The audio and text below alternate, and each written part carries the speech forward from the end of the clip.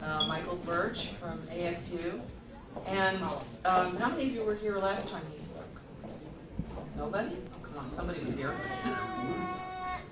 Just don't remember. January 21st of 2001. Yeah, it wasn't that long ago. Can we get the lady with the Alzheimer's back in here? It wasn't that long ago. He's one of our really fine speakers that we've had. And he has given me a few notes to add to his biography. He has, right now he's a professor of law at ASU, and he's College of Law, and he's been there since 1969. He's also taught at UC Davis and Fordham. He graduated from Columbia in New York with a BA in 1956 and received his law degree in 1959 from Columbia Law School.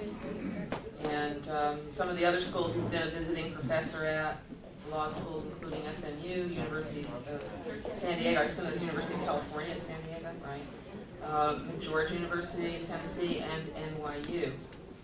And he was University Teacher of the Year in 1990, and in 1992 to 93, the Maricopa County Bar Association named him Outstanding Teacher of the Year. He's author of several books, including Introduction to Legal Method and Process and Handling Complex Litigation in Arizona. He's also the ASU Alumni Outstanding Teacher of the Year for 2001. This must have occurred after your visit here, obviously. We wouldn't have. That's why I got it. Oh, okay. We knew we were responsible. And his wife has just been appointed to the Supreme Court, Justice of the Supreme Court of Arizona, which is a really high honor.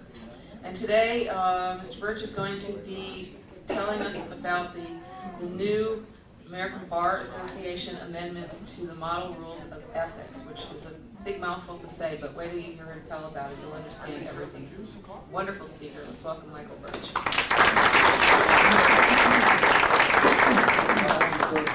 It's not as boring as it sounds, but by the way, Glenn, if you can't hear me, let me know. I don't usually get too close to the microphone. It scares me. Montini doesn't come here because he says he's with his family. I come here because I want to get away from writing exams. So you can remember this. If you ever want me again, May is a good time because I have to read about 200 examinations and anything for an excuse to get the hell out of there, okay? The students like the fact that I have a respite too, because then I'm more charitable when I come back, especially if you like me. If you don't, then I'm a tiger when I grade them. Let me point this out to you. I'm going to do the different format. You asked me what my format was going to be. I wasn't really sure until I got here. But, and it's not prompted by the fact that you didn't remember that I was here a year and a half ago, but I think that my new format will basically get you involved a little bit more. So here's what I plan to do. Give me because you asked me whether I wanted to go 45 minutes to 3 hours or 8 hours, wasn't it? And I said, no, I don't want to give up, but I could, obviously I teach 2-hour sessions. I could go, there's no problem with it. This is not an endurance race. What I'd like to do is this, give me 5 minutes to introduce the subject. And then I have 12 or 15, what I call bullet items, things I really feel are pretty significant. Some of them even relate to the 2001 incident. Some of them relate to things that are just happening. And then what I think I'll do is, since none of you have pencils, none of you have papers, well, you're all bright, none of you have Alzheimer's, but you might forget toward the end what happened at the beginning. And so the Q&A session is not a very good one. I'm going to handle this like a seminar, if you don't mind. I'll stop after every single topic that I think is significant. And then I'll say, look, you have questions now. And then open it up. You do, fine. If you don't, believe me, I got enough to go through the next topic and then the next topic. But this way, someone won't feel inhibited. Gee, I got to remember that. It's very important. How am I going to remember that? 45 more minutes, So we'll do it that way, and this gets you involved, gets me involved, and I think we'll have a good time. Okay. Let me tell you a little bit first about the ABA, American Bar Association, tell you about what happened in 2002, just recently. The reason I even published the book again, the 3rd edition, for June of 2002, is so many new things came down the pike in February that I thought it was significant enough that my own book I should amend it, which I've just done, and West Publications will put it out very shortly. The ABA is the organization of lawyers, of course. It is a very politically charged organization, as you could well imagine from the U.S. Supreme Court nominations from time to time. how some presidents lean on them, how some presidents don't want to listen to them, how they really do have a lot of power in the legal profession. They have come out with something called the ABA Model Rules of Professional Responsibility. Now those rules are not binding on anyone. They are just their conception of what lawyers should do or judges should do in certain circumstances. They are black letter rules. They are rules for discipline. In fact, they say if a lawyer falls below this particular thing, below this standard, he should be disciplined. But it doesn't have any force and effect of law until the Supreme Court of our state or of any state adopts them. In fact, 41 states have adopted the model rules, which is pretty good, and the 9 others have significantly gone along with some of the pronouncements. So it is a tremendously important moving force in lawyers' ethics, no oxymoron intended. Now, they modify them from time to time. The Supreme Court of the United States comes down with a decision. Obviously, they have to do something about it, so they will modify a rule here and a rule there. But basically, in every 15 years, they come out with a global modification. They really look at all the things and change everything. And that's what they purported to do in 1997. They got together and said, look, a lot of things have happened. We have more experience. Let's look over all the rules and see to what extent we should make the changes. I won't bore you with the background, but basically it took 3 years to come forth. And then in 2002, the ABA approved what I will now call the new Model Rules of Professional Responsibility. My wife hasn't told me this, but I'm assuming that the Arizona Supreme Court will be looking into that one. They may go along with some of them, they may go along with all of them, they may reject all of them. That's up to the state of Arizona. And every other state will be looking into these things as well. Let me tell you when they first had the idea what my thoughts were, so you may be sympathetic with me. I was very much against, well, not against, I just thought it would be sort of one of these things that really wasn't going to be very momentous. I thought it was going to create additional balkanization. I think we have enough already. In other words, I thought what would happen is the model rules would come out, and some states would adopt them, and some states wouldn't. And indeed, we already have 50 jurisdictions with 50 different and disparate rules that have even more so. So I'm a person that believes in unity. I would like the legal profession to be unified to a certain extent. But I thought this would lend itself to additional balkanization. I think I'm wrong on that, but at least that was a concern. I then thought they would only tinker with the language, keep the public at bay, let the public know we're working on this thing, perhaps prevent them from taking over and trying to sort of organize some efforts to regulate us. We're a self-regulating profession, and I thought it was going to be just to be a tinkering, window dressing and all that. I was wrong on that. Turns out to be a lot more than tinkering. Now, whether or not the spirit of the rules will survive, that's up to the people that, of course, are going to implement them. But the rules themselves are very good changes. And so, when it came down in 2002, what I wanted to do, and what I did do for my class last year, is I got down and I said, okay, here are the major changes, and let's discuss them. And this is what I'm going to do with you. Even though you're not lawyers, even though you're not, you go to law school, I think you're well aware of the problems that the profession faces. I think you're well aware of, the social setting in which you live, and I think you can understand that perhaps better than law students can. Certainly you have a hell of a lot more common sense. So, and that's on tape. And so let's go first of all to the preamble, which every statute has most statutes have preambles. But these rules have a preamble. The preamble basically, first of all, I should tell you a little bit about the rules themselves. They talk about everything, from conflict of interests to things like perjury, to things like what one does in a courtroom when a judge says, is that the law, counsel? Are you representing that's the law? To things like discussing before juries what the jurors thought of the case. I mean, every possible thing to whether you can disbar and under what circumstances for crimes, for fraud, all of those things. The whole range of things that lawyers do is subject to the model rules of professional responsibility. And by the way, I should point out something to you, because you may not be aware of this. If a lawyer does something outside of his professional, let's say, professional work, and he does something, let's say, he defrauds a landlord.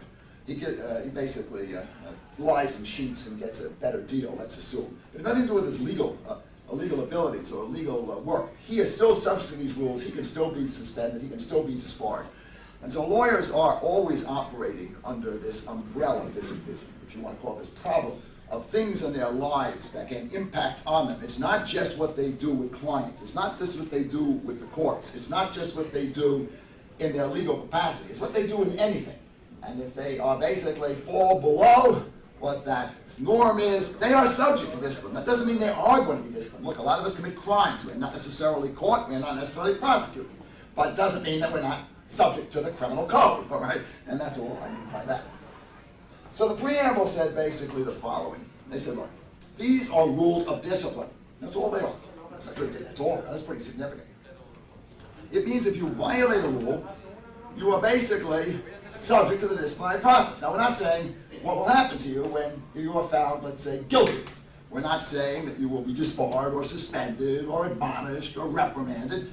You know, that's like anything else. That's like if you were convicted of a crime. We're not necessarily telling you now how many years you're going to go away, or whether you're going to be subject to probation, or whatever. That's up to some other force. But you are subject to disciplinary rules. But you know, some courts took these rules and used them beyond that. And this is what the preamble wanted to sort of set straight once again. That the rules shouldn't be used for other purposes. Shouldn't be used by other lawyers as leverage against, let's say, an adversary for other purposes.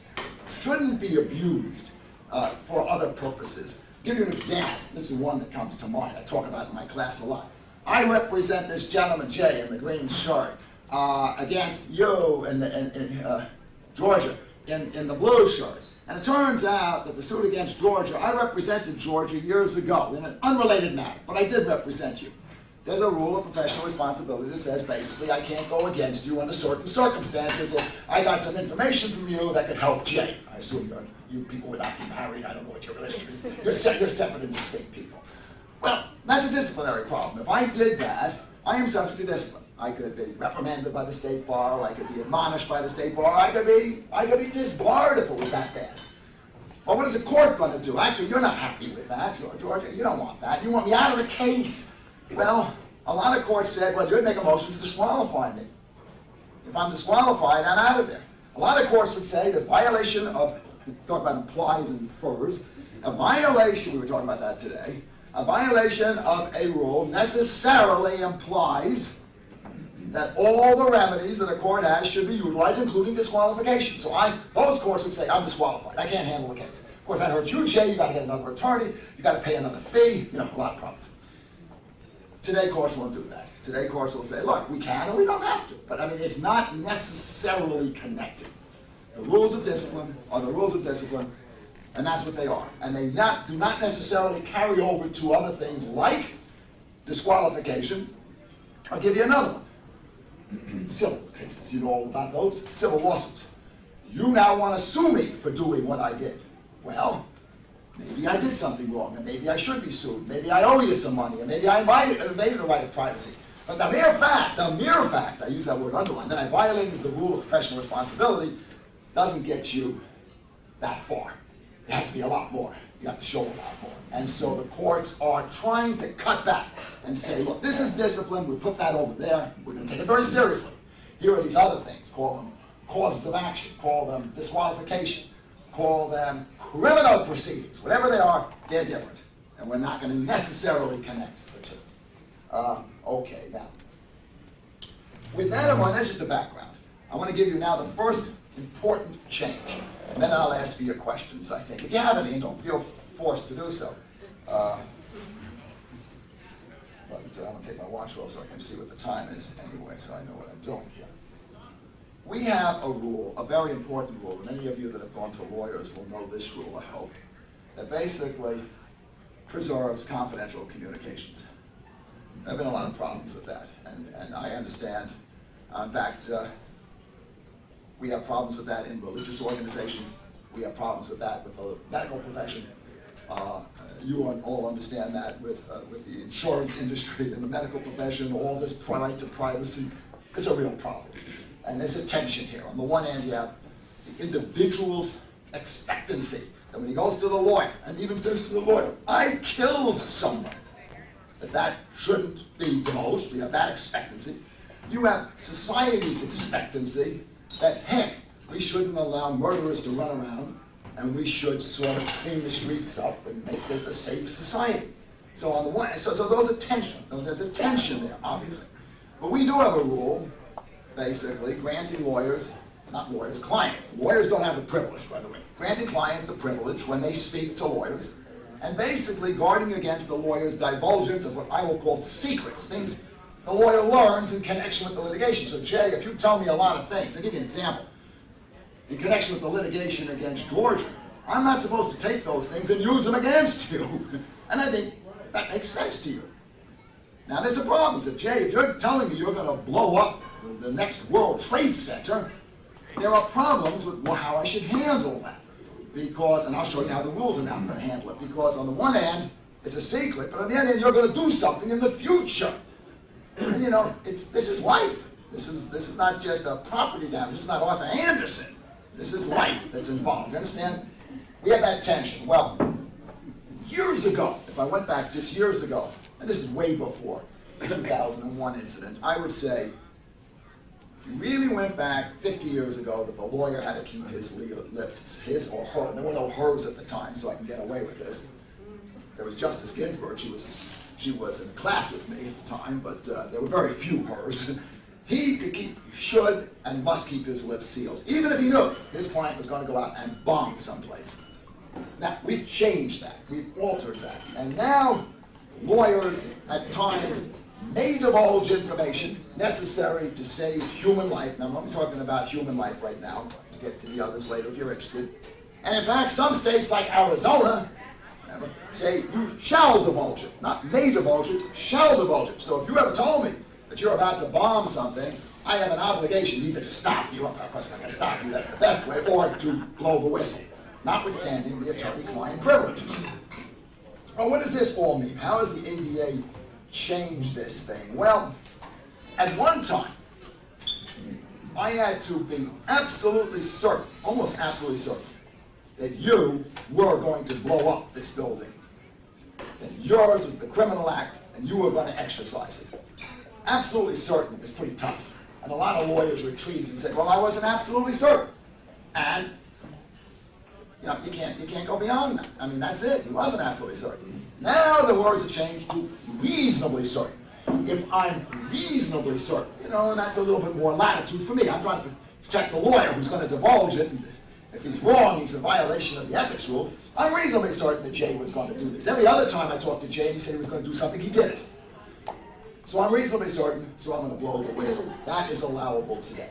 The only problem with the model rules is the question whether the model rules have gone far enough, and that's for you to decide.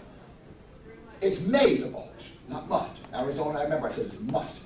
So if you tell me today that you are going to go out and blow up the Capitol, and I believe it, maybe because of the nature of our business, let's say, was you were marginal anyway in terms of some of the dealings you did. So you have these connections, let's say, with some of the terrorists. Under the Arizona rule, I, as an attorney, must divulge it. And if I don't, I will probably be disbarred, by the way. Maybe worse should happen to me, but that's the criminal code. Put that aside. Under the model rules, I have a discretion. I may and I may not. And the rules also say that it cannot be inquired into. The exercise of my discretion. In other words, if I decide not to, you can't punish me for exercising discretion. Discretion means discretion. I can go one way, I can go the other way.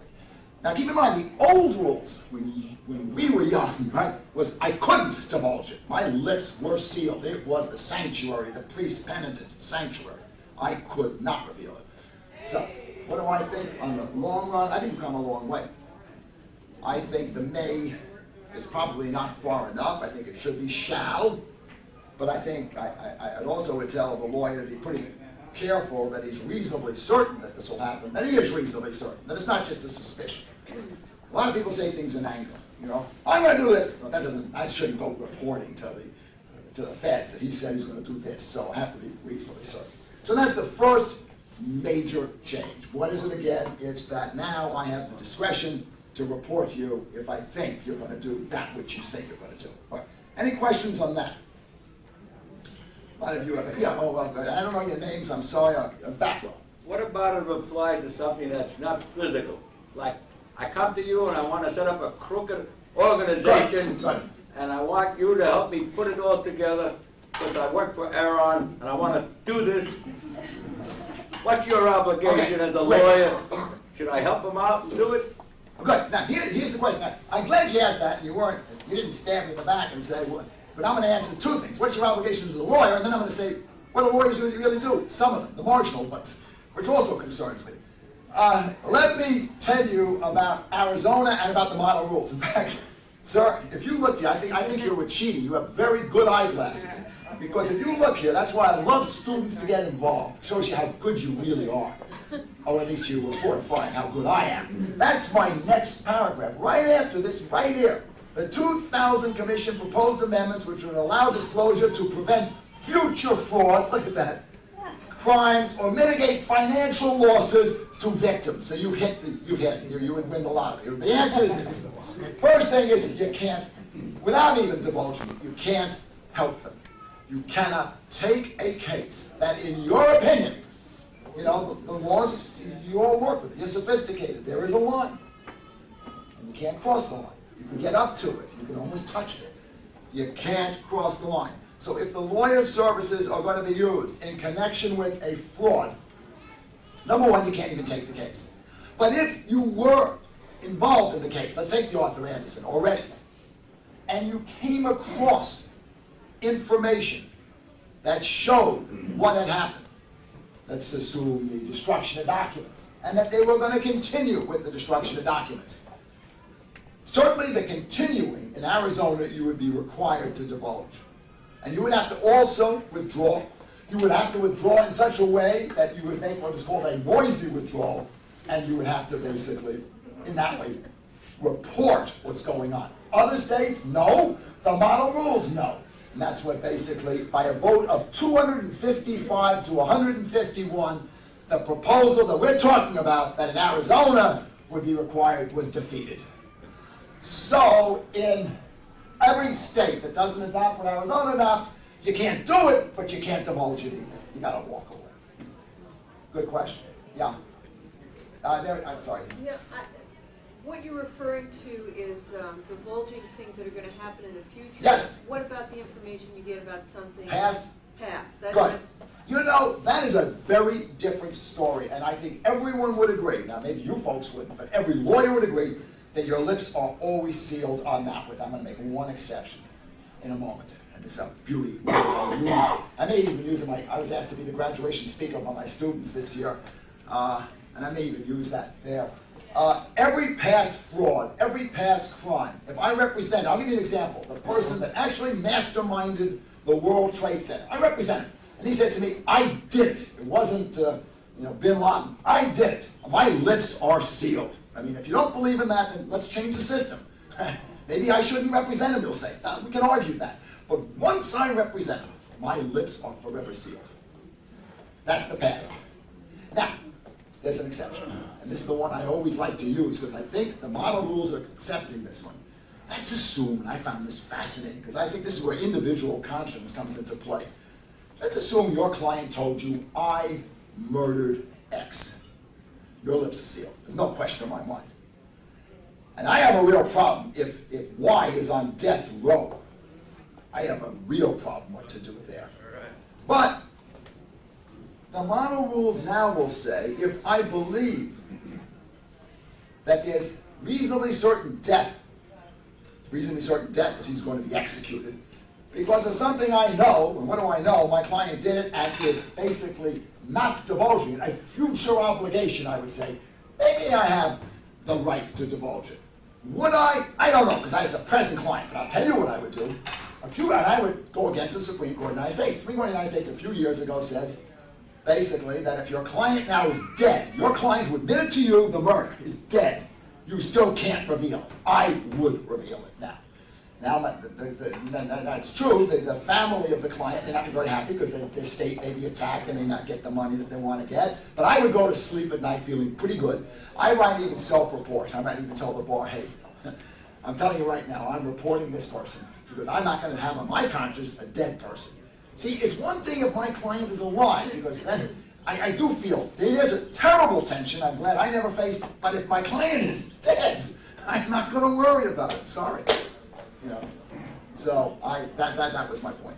Okay, yeah. So you're saying if you were representing, or if someone came to you and someone else was taking the blame and That's was right. on death row, Death row. you would let that person go to his death, knowing that your client was the guilty one? Let's say this. You said what I would do. The rules provide, let's say the rules first and then what I would do. The rules provide that my lips are sealed and that I cannot rat on my client. Maybe I could be imaginative enough, maybe, to sort of figure out a way that I could help get that one off death row and yet not implicate my client. There's a possibility. But if I can't do that, what I would do is irrelevant. What the profession says is my lips are sealed. And I got a tough one there. I got a tough one because, you know, he is my client. And that's pretty important too. So I've never faced that. I can see reasonable people different. But I'll tell you this, if you do divulge it, you're subject, which is fine, to discipline, and you should be. To save a life. To save a life, that is correct. And an innocent life. An innocent, yeah. Thank you. We recently had several cases, for example, in which a couple of nurses who worked at a Scottsdale hospital were fired for having a porn site and were fired for violating rules of discipline with that organization. Yeah. Likewise, we had a Mesa police officer Sure. who was also fired for the same reason. Right. Should the rules of discipline lean in favor of a person's privacy or towards the organization? Well, I think in the legal profession, you see, if I basically these people are being fired by their employers. If I worked for a corporation, let us assume, and I had a contractual obligation with that corporation, let's assume, which is fine, and I did agree that, you know, the model rules were part of this agreement and part of this undertaking. I make the assumption that they have a right to fire me if I agreed to that. But that's an interesting question. But I'm sort of always I lean in the right of privacy. I really do. On the other hand, people can waive that, and if it's an employer-employee situation, I would assume that that can be waived. You'd have to look at the very instrument under which they were hired. Might they have any legal recourse? Yes, they do, especially if they were leaned upon to sign these instruments, and it was a contract of adhesion. I don't want to get too much involved with that. I do take contracts, but contracts of adhesion are contracts that really don't have a right to sort of change it and where to take it or leave it. Under those circumstances, you may not be bound by it. But let's go back. Oh, yes, sir. Case of a lawyer reporting a client for some intended action he was going to take. He's going to take, yeah. Which turned out to be false. Whoa. What recourse does the client have against the lawyer? That's an excellent question. Well, let me talk about that. That's an excellent question because I'll tell you, when lawyers report lawyers, which is an obligation under the rules, there's another statement in the Supreme Court of Arizona that says, if the first lawyer is wrong, he is still immune because we want to protect the system. So even if he does it maliciously, the first lawyer is immune. Because again, we want to protect the system. We don't want to get into all these little satellite litigations. I think you raise a good question. I think it's defamation. And I don't think there's a privilege. In other words, if I report you in a situation, let's say you're an employee and I'm another employee, there may be a privilege. So even if I'm wrong, unless I'm malicious, there's a privilege. You know what that means. Basically, I can do it. I think in the situation you've just given me, if a lawyer reports a client and it causes damage to the client, which I gotta assume it will, and the lawyer is wrong, even though he didn't mean to be, he's wrong, I think he's subject to the damage action, and he should be. He should be. So yeah, that would be my guess. Good question. It's torts. You guys have contracts, you're torts. Good thing I teach all these courses. I think you have to call me back again. I'm just saying, this is fun. This is what I like about it. This is one, and I got 12. Okay, yes, sir. Well, I'm a little confused. No, my students always say, I don't believe it. I'm so clear, don't tell me that. I want to get back to this Aaron and Anderson. Now, every move that the company Aaron made, and every suggestion that Anderson suggested to Aaron to do, had to be done by a lawyer, put it together. Because they're not capable of doing it. It's criminal.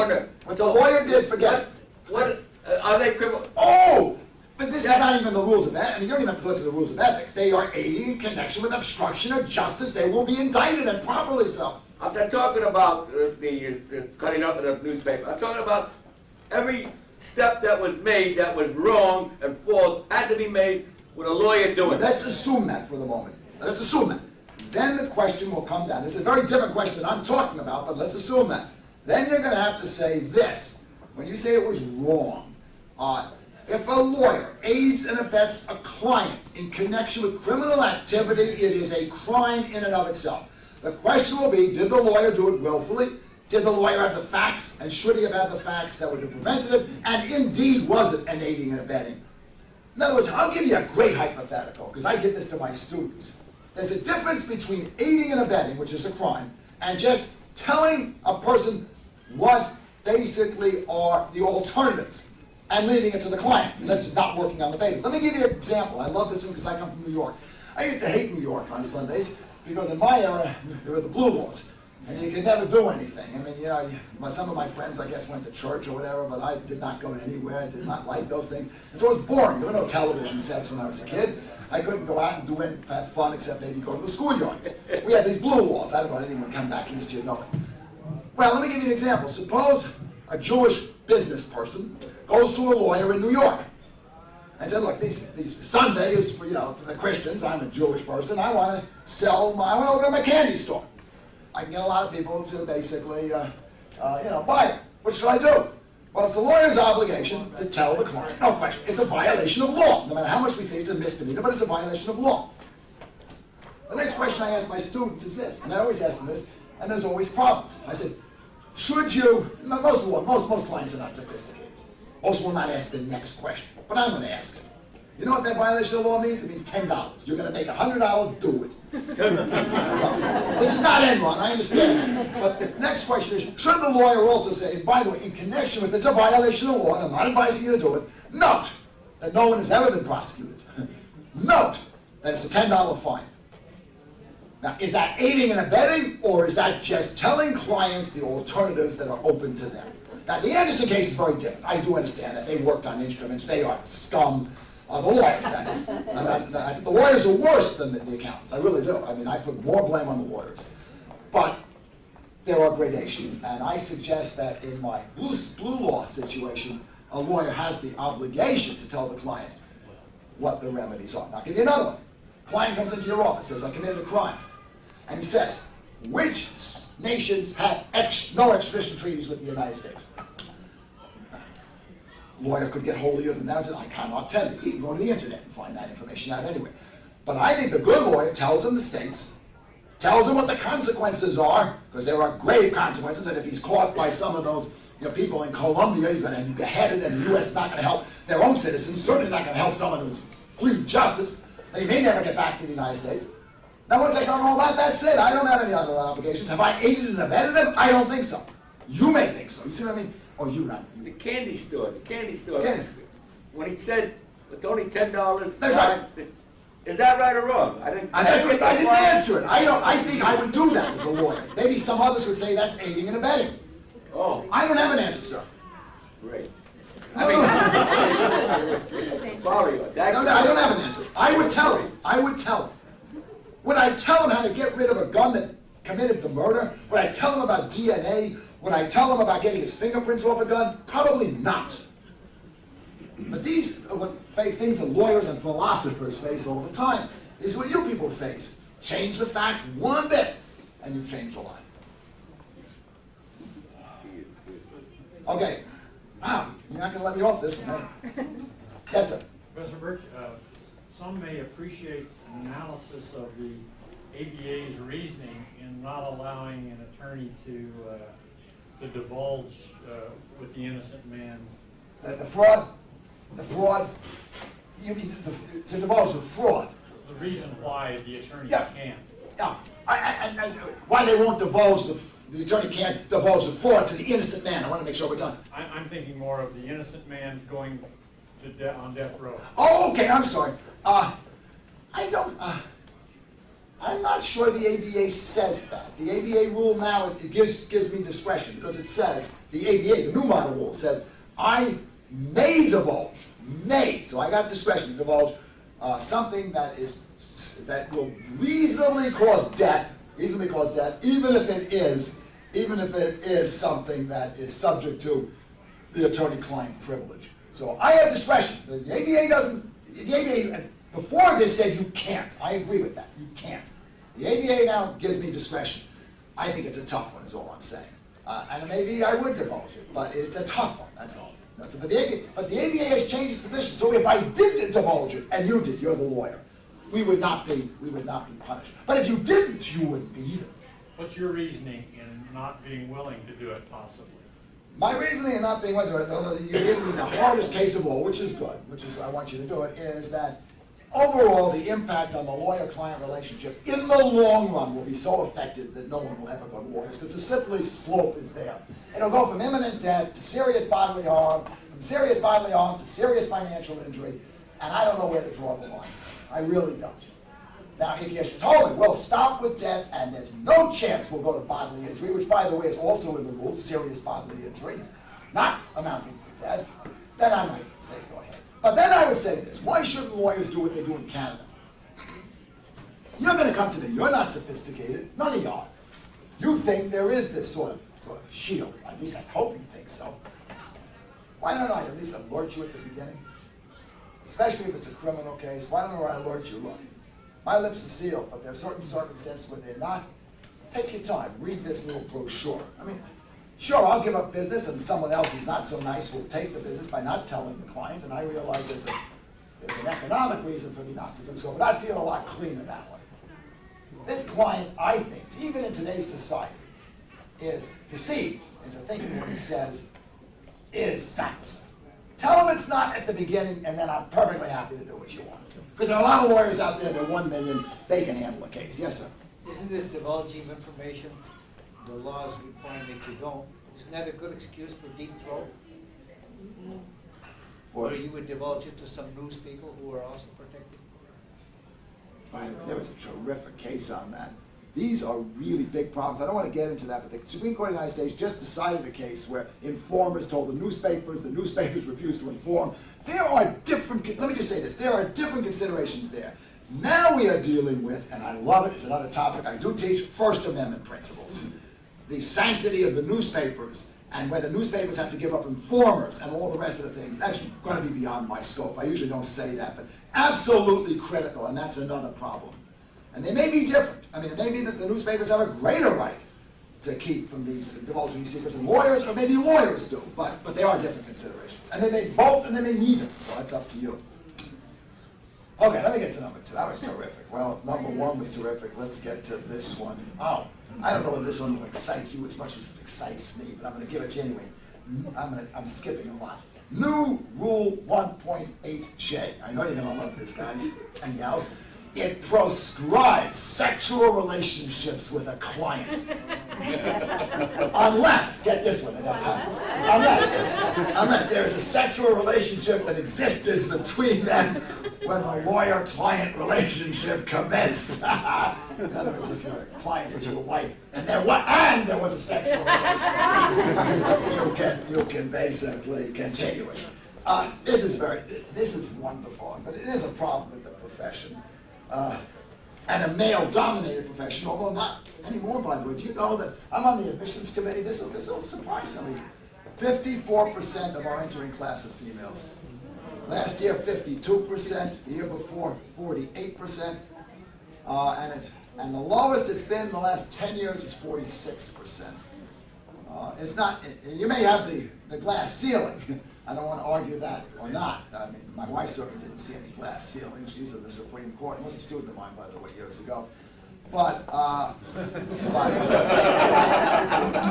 she not because she wasn't a student. She was a pretty smart lady. But I think you're going to see this. But I think what's happening here. Let me use the he and the she in the normal context. You can switch it if you want. The thought was, there are a lot of advantages taken by lawyers. They're in a position of power, as doctors are, as psychiatrists are, as members of the cloth are. A lot of people in this position of power. And because of that, the idea was they take advantage of it sometimes. And even if the person who is the recipient decides that, you know, I married him even later. I mean, I really love the guy. Still, we want a prophylactic rule which will prevent this. Now, I think this is a silly thing to do. I mean, I really think it trivializes a lot of things. I think it was already covered, in my opinion, by a rule that we always had, 1.7, which just said, You cannot take a case. You cannot take a case. If your objective, let's assume your objective assessment, your objective representation will be affected by the relationship or by anything else. I cannot take the case where you're suing Georgia if I represented Georgia before because it might affect how I handle your case. And it might affect how my relationship with Georgia. So I thought it was already covered. Now, maybe with the Clinton thing and all the other things that are going around, maybe some people want to be absolutely clear. So now we have an ironclad rule on that. California has always had one, and they even defined sexual relationship. Clinton should have read that. He would know that he had sex, at least under the California rule. The model rules don't. But that's the thing. The thought is that a lot of practices like this were going on. Lawyers were doing these things to the great exploitation of their clients, and they weren't exercising independent professional judgment, and it was difficult even to predict the effect of all of these communications on the lawyer-client privilege. For instance, I represent you, Georgia, and you and I are in a sexual relationship, and I have a privilege with you in certain communications, but other communications, no. So when I'm asked, what did she say? It's only what you said in connection with the lawyer-client privileges that's protected. Now you got all sorts of problems. What's it said in connection with that? Always in connection with something else. It's like the lawyer who tries to be, I don't know if any of you know this, probably some of you are, because some of you are probably pretty affluent, but when you're a director of a corporation and you're a lawyer, on the one hand, any advice you give the client as a lawyer is privileged. But when you're talking in a business capacity, it's not. The problem for the lawyer is, what hat's he wearing, And if the hat he's wearing is a business person, that client has no privilege. And I think that's a problem, to sort of discern that. I don't think you can ever find this out. So I'm against that. But I don't think we needed a special rule to highlight it. You see what I mean? I'm always worried about highlighting one thing. That almost makes me think about other things. What does the rule say? The rule never said anything. Before this, what does the rule now say? Yeah. Okay, the rule now says, quote, that sexual relationship with a client are forbidden unless there was a consensual sexual relationship that existed before the relationship was formed.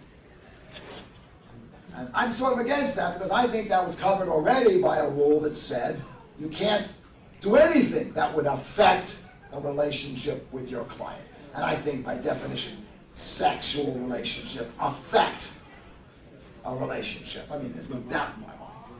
But, all right, now, what do you think? I'm actually putting this in words. Does this interest you as much as the other subjects? I got a lot more. Okay, good. I think about it in the context that Alexander Hamilton, I believe, said he accepted a bribe, but he said, didn't affect me. I think the lawyers would say the same thing. Yeah, but you're right, but does it affect the bribe? So there's a two-way street, in other words. You're right. The lawyer could say it doesn't affect me, although I find that hard. Relationship. But could the client say that? That's the first thing. The second thing is, now take university professors and students. I mean, and we're assuming they're of age, that's why I didn't use high school or anything like that. There are rules that prohibit me from having sexual relationships with my students, even consensual. I object to those rules, I frankly do. And I think there are certain adults that can have those relationships. But there are these rules. Are they worth it, or are they just trivializing things, or are they just, are they necessary? Do we have to protect the person that's the student from the female teacher or from the male teacher? But our society is so hung up on this stuff. I mean, we really are, rightly or wrongly. I mean, this is really something that's it's another talk I'd like to give one day. That it absolutely encompasses almost everything we think of. But I know there are these rules, and I know students are given a packet where these rules are put forth. Sexual relationship with your professors is prohibited. If there's anything going on, report it. I don't think that's a healthy atmosphere, but I leave that to someone else. Yes, and these are adults. Some of these women are 35 and 40, not 21. Yeah. Consensual is pretty ambiguous. Yes, that's the problem. And by the way, there's the quid pro quo, which definitely that's abhorrent. I'll give you a grade for an A, and you do this. That's abhorrent. And also what's abhorrent is what I call sexual harassment. Abhorrent. But other things, I don't know. I don't get uptight with this and some deans do and some don't. My dean's a female, she doesn't get uptight with it, she's wonderful anyway in every way. But, you know, but these things are recurring problems, yeah. I want to make a comment that the abuse that results from the rule is nowhere compared to the abuse when you don't have a rule like that.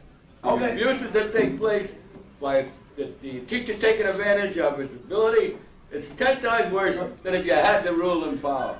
So, and that would go for a client relationship. The abuse of taking advantage doesn't compare with all of having a rule that says you can't do it. All right. What kind of abuse? Okay. All right, and I think people will differ, but the point is whether we have the new rule or not, it was proscribed under certain circumstances. Now I'm going to give you one that's fascinating, because some of you may be of my generation. I did this for my wife.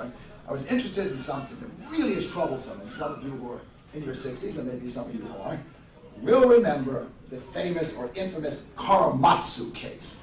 And I want to tell you a little bit about that, because you may have forgotten the facts of that case.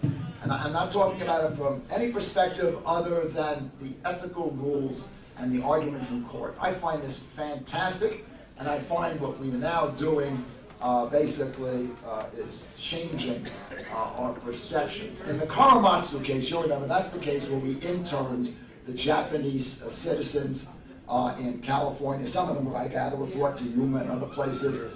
And you know, years later, there's a case in 1997 where the U.S. actions were basically held illegal, and some of the Japanese Americans were vindicated. Most of them, of course, were no longer with us. It was a tragedy in our society. It came out, by the way, after the 2001 incident, because some persons saw an analogy there, whether there is or not. I'm not getting into that area. I want to get into something that to me is more significant, and that is the role of the Solicitor General and the role of the courts. Let me tell you one thing about that Korematsu case. There was a memorandum, I don't know whether you remember this. There was a memorandum by a general, I think it was called the DeWitt Memorandum, which basically said that ships, Japanese submarines, had been sighted off of the coast of California, and that they had information that persons were communicating with these ships. I think the information went one additional step. It was that the communications came from traditional Japanese-American enclaves, but whether that's there or not, I don't recall. There was some information on that. As a result of that memorandum, and perhaps some xenophobic fears that we have in the United States against Orientals, but not against Italians and Germans, we imposed Executive Order 9032 or whatever, I don't remember the number, and basically interned all these Japanese American citizens. The case goes up to the Supreme Court. This is the interesting part of this matter. The case goes up to the Supreme Court, and if my understanding is correct, if I remember correctly, during the time that the case was proceeding up, the FCC had undertaken an investigation. And they had determined that's the Federal Communications Commission, they had determined pretty clearly that in fact there were no communications. That was it. Be all, end all. They were unsubstantiated.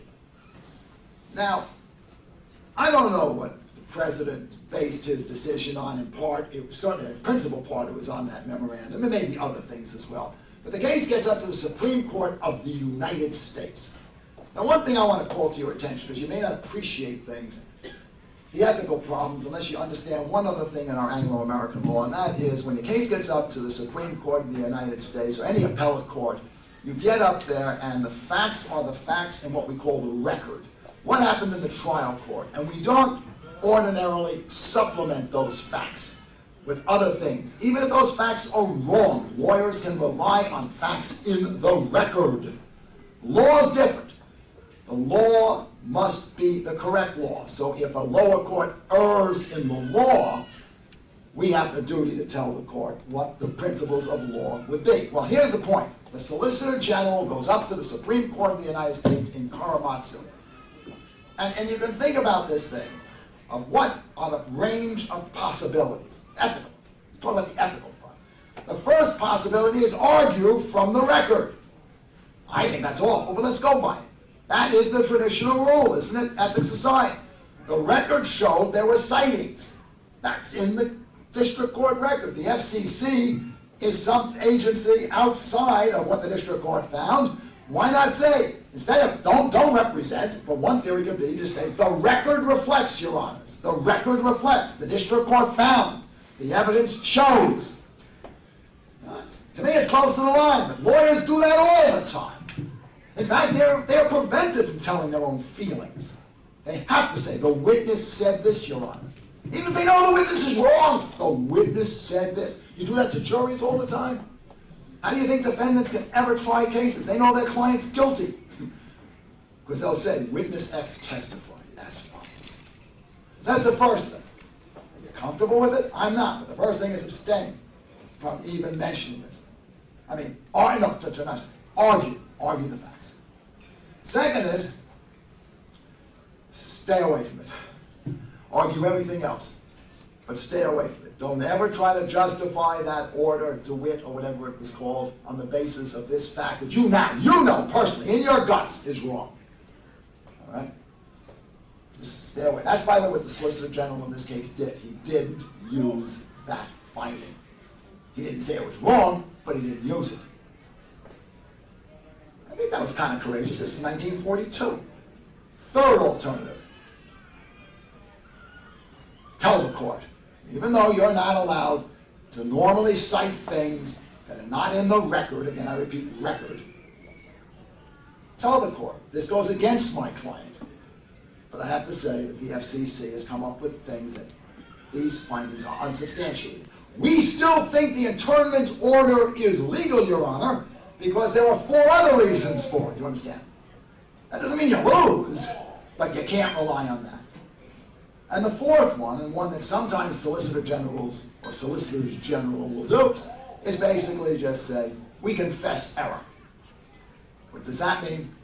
We lose. Do they consult the client first? That's a good question.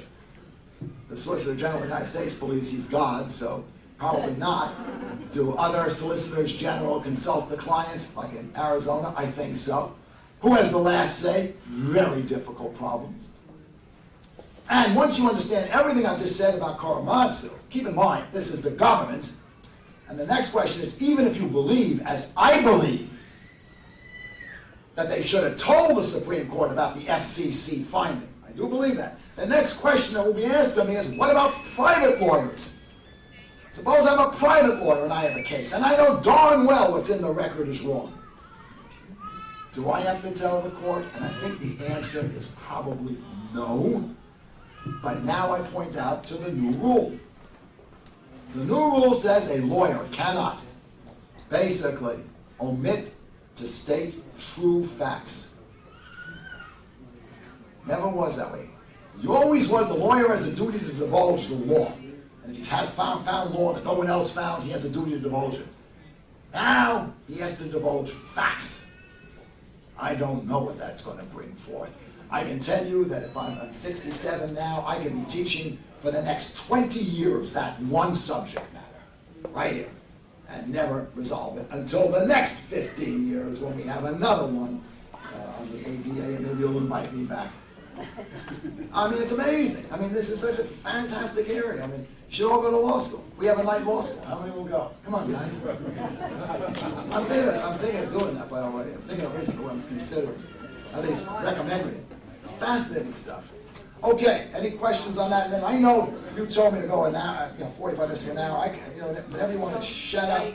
Just, whatever you want me to do. We've only done 3 things. I got 12. I don't want to go over. But what's the questions on this one? Maybe this is a little more technical, but okay. What do you? Are facts the same as the record, which might be? No, that's what I'm saying. The facts. Let's just take this case. The facts in this case is the FCC, which did an investigation and said it's unsubstantiated. I consider that the facts. I mean, in my hypo. The record is that there were sightings and there were signals between between the ship and the shore, which obviously would put the fear in anyone. I mean, you could say, I don't know what Roosevelt and why he signed it. I had no idea about any of these things, and it may be xenophobic somewhat. I mean, I have no doubt about it. I lived in those times. I remember the pictures of the Japanese and how they were such terrible people, but everyone else was so good, I do recall those things, and the babies up in the air and the bayonets. You know, the propaganda went both ways. We would not do that to the Germans, I don't think. We would not intern them like we did with the Japanese. So But, we had 14 days. well, yeah, but we came a long way in 30 or 40 years, that's right.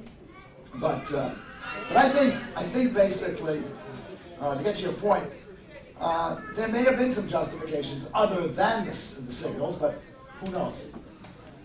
Yes, sir. Well, I lived through that, so I know what was going on. Ah, you're All much that too young. took You place didn't in the live context of war hysteria. That's right. You cited the Italian and German. They weren't going to invade the Japanese. There was a real fear of a Japanese invasion. That was sponsored. All right, and yet, that's right, and yet the question still is, do we tell the Supreme Court the facts and quotes? We have the 2001 incident, all right? There's another hysteria. And correct me, I was in New York teaching at Fordham when that happened. I was going to be down in Wall Street that particular day. It turned out I decided to go on Wednesday instead, so I wasn't down there. That's my home, by the way, as you can tell from my accent, New York. A lot of things are happening as a result of the 2001 incident. And I'm not saying they're all wrong, and I don't want to go into all the problems that this is generating. But I'm going to tell you something. We haven't heard the end of it, and the ripple effect on the lawyers is going to be tremendous. The ripple effect on the due process clause will be tremendous. Korematsu took 40 years to overturn. What's going to happen here with the military tribunals? All the lawyers are getting involved, all the scholars are getting involved, the people are getting involved, which is good. This is a good discussion. I'm not quarreling with that. I want to take you something that's pretty significant. But it's related to this. Very significant one, which is another one of my rules. We have a rule, which both, by the way, Republicans and Democrats violate. But they always, when they're not in power, say about the other party you're violating. And when they get in power, they do it too, which is what I find all political stuff. It's all the same. You open up your eyes. Remember this? I was also the Goldwater Johnson election. I opened my eyes 2 months later. I thought Goldwater was elected as we were bombing, North Vietnam. I said, who got elected here? I mean, that's exactly what Goldwater wanted, Johnson did. Well, let me tell you about another ethical rule. Very important one, an ethical rule that, and you should know this, if you're ever stopped by someone and you say, I'm represented by counsel, right? You're represented, that no counsel, adverse counsel, can question you, ever, without your client's permission. Now think about that. Think about the impact that has on law enforcement. Not very good. I mean, even if they give you your Miranda warnings, most people will talk. You know that. I know that. Look, I was a prosecutor for years. I dealt in the Appalachian case, which is the one, with Joseph Barber and the Mafia. I was in the Southern District of New York with Morgenthau. I know the mentality of the police. I don't fault it at all. I tried those cases. I was a defense attorney for years too. I do know that Miranda warnings are given, and many times clients will still talk for psychological and for other reasons. Sometimes they'll even talk, confess, and not have done the crime. I mean, I can show you statistics on that, but put that aside. If that person is represented, the lawyer is told never to talk to that person until the other lawyer consents. There's an ethical rule on that. Yet when the government is involved, they say we are above that. And this was first called the Thornburg Memo. The Thornburg Memo was the Republican, of course. They said we are above that. If the client consensually agrees to talk and waives the right, we can talk to him. Well, that's the same as waiving Miranda. These people don't know what they're doing. Most innocent people, guilty people maybe also, but most innocent people really think that if they talk, they'll help themselves. Let me tell you, that is so totally wrong. It's embarrassing. So they talk. Thornburg said it was okay. The Ninth Circuit, which is a federal circuit over Arizona and California, held that what Thornburg did was a contempt of court. It almost dismissed the indictment, which would have been a terrible, I think, effect. You don't dismiss indictments. You can slap people's hands, but you don't dismiss serious criminal indictments. But it almost did. And it said you can't do it. Well, Janet Reno was it's terrible what Thornburg's doing, terrible what Thornburg's doing. Janet Reno gets involved and she does worse. She also starts questioning people who basically are represented by counsel. So this is an age-old question. I mean, what do you do if one of the terrorists has counsel? Now, normally they won't. I understand that. But the ones in the United States might.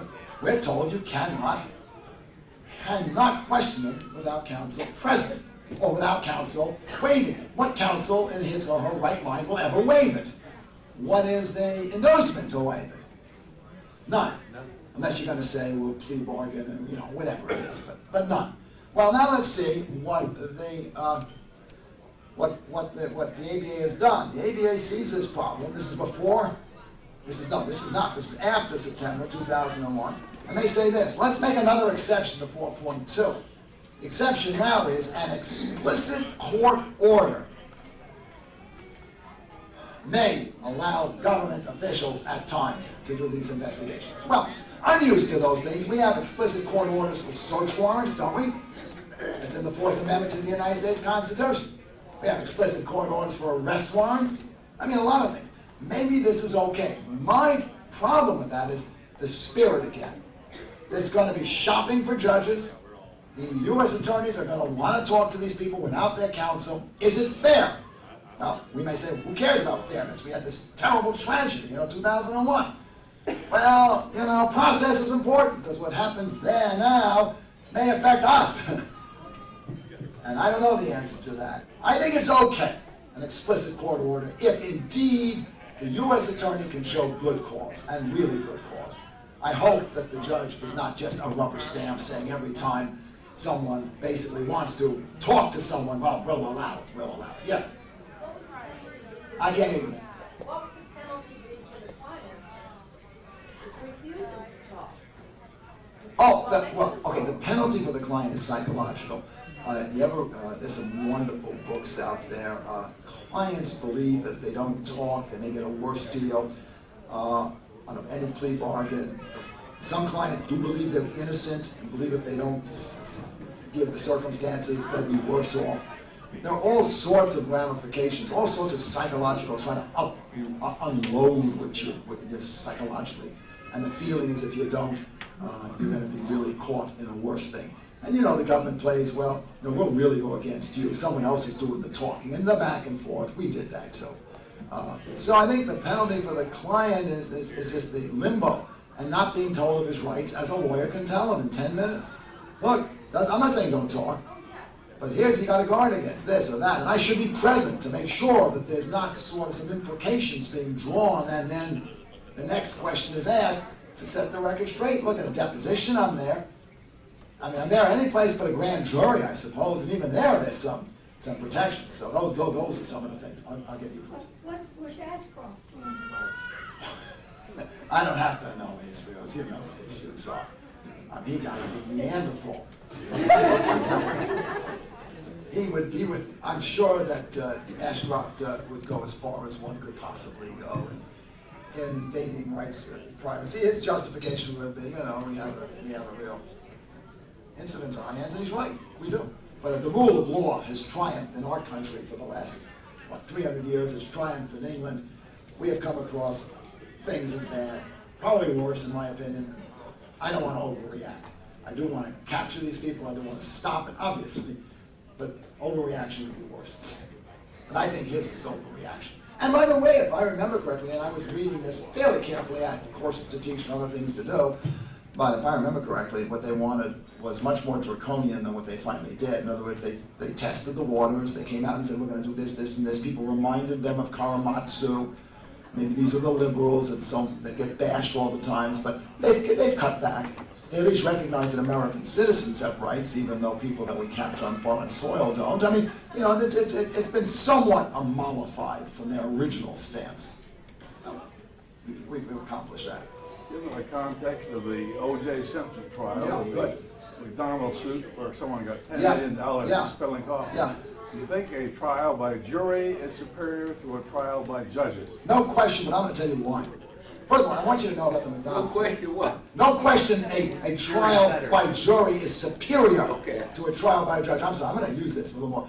Let me tell you why I think so, and I don't mean to be, my wife's a judge, so I don't want to say something that's going to really be in the camera here and forever haunt me. But my main reason is I don't trust judges. I don't trust lawyers. I don't trust sycophants. I love the jury. I love them because they're common people. They may make mistakes, they may let some murderer off, but by the way, they sent a message to America, to white America, and it's a good message. Don't mess with us. These brothers are going to screw you if you mess with us. And they let him off. Sure, a murderer got off, but we now know don't screw around. And we are not very nice people. We are a bunch of racists. And I was asked the other day whether I am, and I said, yeah, I'm a racist. I mean, I admit it, and then I try to work it out. But I think that's the first thing. I don't trust judges. I don't like them particularly, except for my wife. I love it. And, you know, yeah, there are problems. But I want to point out the 10 million thing, because that really rankles me too. I'm with you. I heard that, I just said, this is it. But two things I want to explore with you. I don't think she should have recovered anything, first of all. In England, by the way, they did. There was an exact suit. And the McDonald case was raised, and in England, as a matter of law, they threw out the case, right? I think the case should have been thrown out, and it wouldn't matter whether it was a jury trial. As a matter of law, I don't think people like that should recover.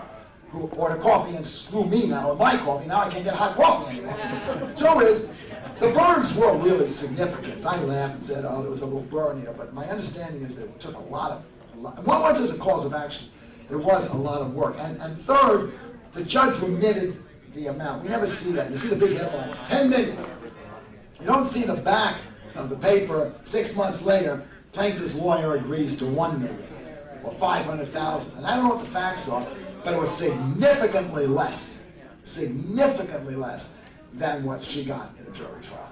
So, but no, there are abuses, and I think the OJ case was decided incorrectly. I have no doubt it was. And it was a zoo, and this judge was an idiot the way he handled the case, in my opinion.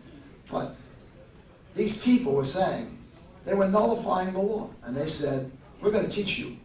You don't have foremen get up on the stand and say, we're going to treat you people differently. Now that's wrong, because you can now convict people. The same attitude prevailed in the cell, and they convicted the blacks. We're going to teach you a lesson. So I don't like lessons all the time, but in this case, maybe we deserve to hear something. So the definition of a jury is 12 people, not smart enough to get out of That's jury. right. Common, and they're wonderful. They really are, these jurors. I mean, it's amazing and what they go through. These poor people, I mean, they're all like us. I mean, they're all older people, they really are. And they go through, they're being attacked on voir dire, they're being asked, you know, are you going to be fair? We don't give them the greatest thing. What do we give them, $4 a day? I don't even remember what is the jury fees? It's pitiful, we can't even pay for this lunch. We don't respect them, which we should. I mean, we should honor the jury, honor those people that are willing to serve. And we don't. We bash them. Just too bad. Talking about that, that's another rule change, by the way. You hit another one. It's like, you ever played a game of Battleship? You know, with your grandkids? I have a grandkid. He hasn't figured this out. Don't tell him. Kind of dumb on this. He's only 3, though. He puts all his ships in one place. So if I ever get one, I get them all. And I cheat him. I look over and I find them. I always win. Don't tell him. That's on film. Yeah. There was one thing I thought I wanted to tell you, but oh, this is one of them. No, forget that. Any other questions on? Yes, ma'am. I want to know if they strengthen the rules when the judge has to recuse himself. Well, let me, yes, no, these rules happen. Let me say 2 things on that. One gets back to the jurors that I was going to do. You can now talk to jurors when they're discharged. Well, that should have always been the rule, and it was in most states. So if you have a jury trial, the lawyers can talk to the jurors after the case is over, which should be, unless they don't want to be hurt, unless they want to be left alone. Your case, have they strengthened recusal? No, I don't see anything in the rules that do, but we have a very different system today than we did in the formative years of our country. I don't know if you know this, but John Marshall in Marbury versus Madison, the most famous case in constitutional law. John Marshall was the Secretary of State at the time when Madison, when basically Marbury didn't get his commission. The point is, he was judging a case in which he knew the facts intimately. No one thought anything was wrong with that. We've come a long way in 200 years, and now I think we've gone to the other extreme, if you want to know. Someone has a stock, someone's wife has a stock, one share in the company, and that person has to recuse himself or herself. That again trivializes, I think, the system. We were talking, I'm not the one that believes too much in economics, as you can see, I guess that's why I'm a law professor. I'm not motivated by economics. I mean, maybe as, what was the famous joke with Was it Winston Churchill and Lady Astor? But I'll be sober tomorrow. No, I love that one. You don't have to look in the mirror. No, that's another great one. No, the one I'm talking about, we've already agreed which you are. We're haggling over the price. You know, maybe you could buy me off for $1 million, but one share of stock, give me a break, you know. And so I think we've gone too far. But no, recusals are pretty. Judges really actively seek out things that would make them prejudiced, and they recuse themselves. My wife, for instance, when she was on the Court of Appeals, no case in which she was, when she was Solicitor General of the AG's office, no case that came up to her as a Court of Appeals judge, even one that she couldn't remember at all, would she take. So Scalia and Thomas were not wrong. They did not recuse themselves in 2000. Well, no, I don't think they were wrong at all in not recusing themselves. That case will haunt us forever. And it will haunt us not because, and I don't trust anybody, you see. It's not that I'm saying it was the Republicans or the Democrats. I feel that if you changed Gore and Bush, and that Bush was where Gore was, and Gore was where Bush was, it would be a 5-4 decision the other way. That's what bothers me. In other words, normally, I believe in process. Normally, and I've lived my life 50 years believing this. Don't shatter me, please, now. But occasionally a case comes down that shows me that what I'm doing is wrong. I mean, at the extremes. And I think that was purely a political case. But both sides saw it that way. And maybe it was necessary for the nation. Maybe to leave it to Florida would have been worse. I don't know. I think what we should have done is, and the only thing I really dislike about the case was the restraining order. I think the count should have gone on. What was the problem? I still have not been convinced. And then give Bush the victory. He would have gotten it, I think, anyway. Or if he did. But let the count go on. It was unjustified. But, yeah. And I think the same thing would happen the other way. The decision would have been 5-4 the other way had Bush and Gore changed places. But I guess my last thing, because it's now getting to the end, that I want to talk about is something that you may face. And a totally changed rule, which is pretty significant. Prospective clients. There's a new rule. You go to a lawyer, you're going to be a client. You think you're going to be a client. Let's assume you're in good faith. Sometimes you're not. I'll tell you what I mean by that in a minute. And you go in and you talk to the lawyer, and you reveal some stuff, and Jay, you come into me, and in connection with this, let's just say you're talking a little bit about some things, and you and I don't reach an agreement. No fault of you, you don't like me, or no fault of me, you're not going to pay me enough. The old rule was, I was really precluded from taking any case that would affect you at all. Even though I didn't take your case and you didn't take me, I was precluded. In fact, there was a famous lawyer in town, and a lot of litigants wanted to get rid of him. He was so good in the family law area that they would have their clients go to him, pretend that they wanted him as the lawyer. No, seriously. He would then not take the case, and then he couldn't appear on the other side. Oh yeah, we call them beauty contests. And sometimes lawyers were instrumental in sending their clients to this person to get rid of him. He knew it. He tried to protect himself in a variety of manners. Nowadays, we have a new rule. You can't basically talk to a prospective client and use the information against the prospective client unless, number one, you agree. Well, obviously, that's no problem. Unless, number two, this is what's very important, I, Michael Birch, am screened from the matter. Now, I'll give you an example. Kathy and I are in a law firm called the Michael Kathy Law Firm. I basically talk to you to get you as a client. We don't agree. You walk out. She can now take the case against you as long as I am not sort of involved in that case. They set up a screen. I get no part of the fee. I can't talk to her. Now, you're going to say, well, how do you trust that? Well, that's a good question. If indeed the screen breaks down, that's severe discipline. That really is pretty bad. So in other words, despite this, if she then says, okay, Michael, what did you learn from Jay? And I divulge it from her, to her, I think I could be, seriously, it's a serious infraction. But I think it's a good rule.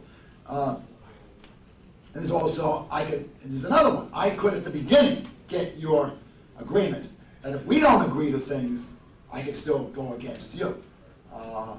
But then I have to conduct the interview so that I don't deliberately get out the most sensitive stuff, and there are other things like that. But I think this is probably enough anyway. So we went 3 hours, 1 hour, 20 minutes.